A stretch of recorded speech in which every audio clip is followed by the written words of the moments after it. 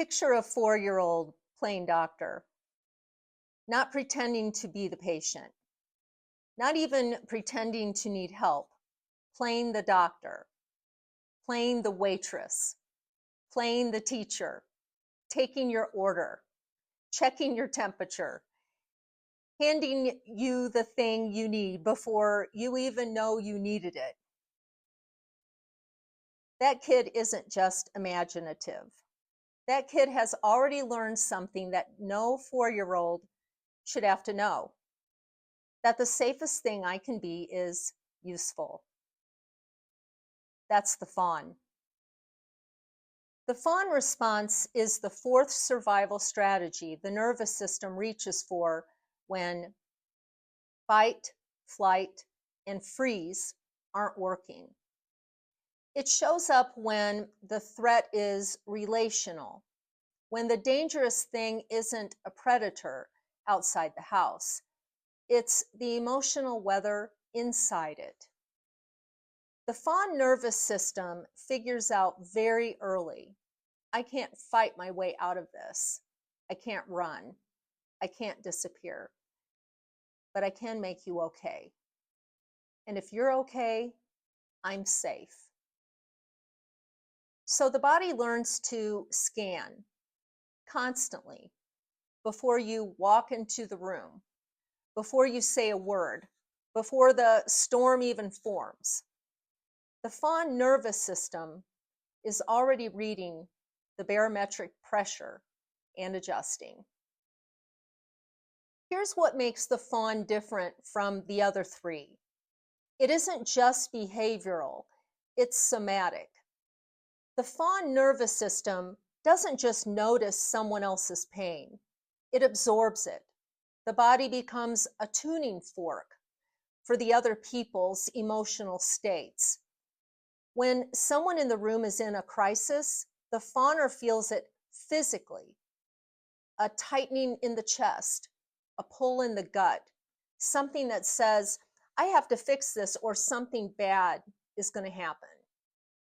That's not empathy that is a choice. It's empathy that is survival wiring. The body of a fawn child is curved toward the adult, soft, available, already anticipating what you need, already smoothing the edges before you even knew that there were edges.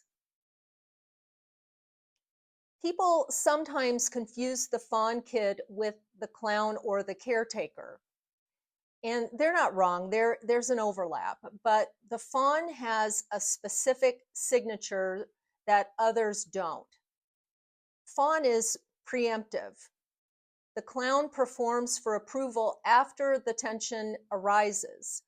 The caretaker organizes care when someone needs it.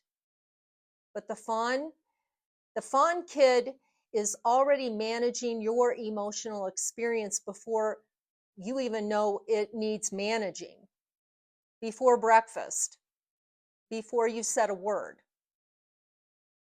This kid is agreeable, easy, and helpful. Teachers love them. Adults describe them as mature for their age. What they mean is, this child makes my life easier. What nobody says out loud is that a child who never makes waves, never asks for too much, never seems to need anything, that child has already decided their needs are not safe to have. In adulthood, fawn can be exhausting in a way that's almost invisible because it doesn't look like a struggle. It looks like being good at everything that involves other people. Fawners end up in caregiving roles. Oftentimes they're nurses, teachers, therapists, coaches, doctors, professions where reading people and responding to need is the whole job. That wiring goes somewhere. But it also shows up as saying yes when you mean no, or apologizing when you didn't do anything wrong.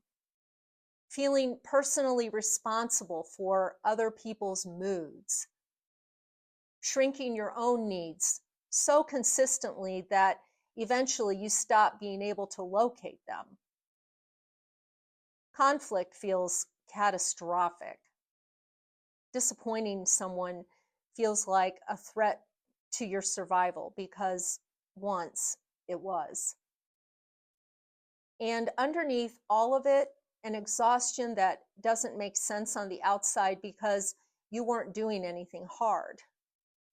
You were just in a room with people, but your nervous system was working the whole time, scanning, adjusting, absorbing, and managing frequencies that were never yours to carry. And here's where the fawn turns on itself. The strategy that kept you safe eventually dissolves the boundary between you and everyone else. The fawn nervous system learned to put your own signal down so you can consistently stop being able to hear it.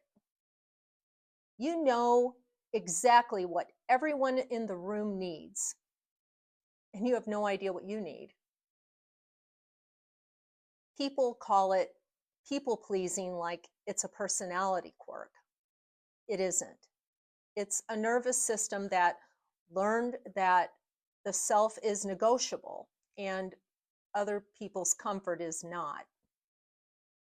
The cost of that isn't just burnout, it's losing the thread back to yourself. Here's what I want you to hear. That sensitivity, it's not a flaw. The ability to walk into a room and read the emotional temperature before anyone speaks, that's extraordinary. That is the genuine gift. It kept you alive. And in the right context, it makes you one of the most attuned people in any room. The problem was never the gift. The problem is that it got aimed in only one direction, outward, always outward. And nobody ever turned it around and pointed it at you. You were a tuning fork in a room full of frequencies that were never yours to carry. Learning to hear your own signal, that's not losing the gift. That's finally getting used to it without costing you everything. What do you need? Not what does everyone in the room need? Not what would make this easier for someone else? What do you need? That question might feel foreign. It might even feel dangerous. That's the nervous system doing what it learned to do. You kept yourself alive. And now you get to come home to yourself.